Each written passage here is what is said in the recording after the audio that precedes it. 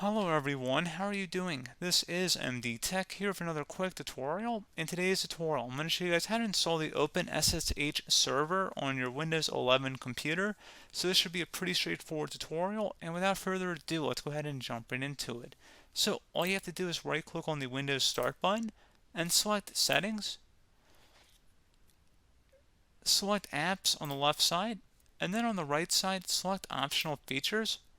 Go ahead and select the View Features button up at the top, and you want to go type in OpenSSH. Go ahead and select OpenSSH Server and check mark next to it, and select Next, and then Install.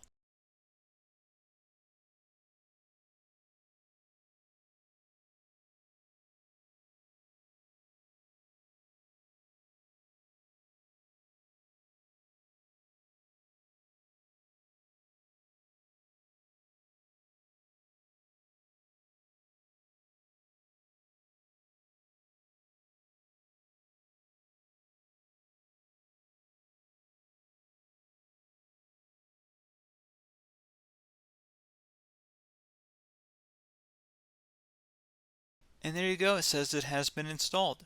So pretty straightforward process, guys. Do hope I was able to help you out, and I do look forward to catching you all in the next tutorial.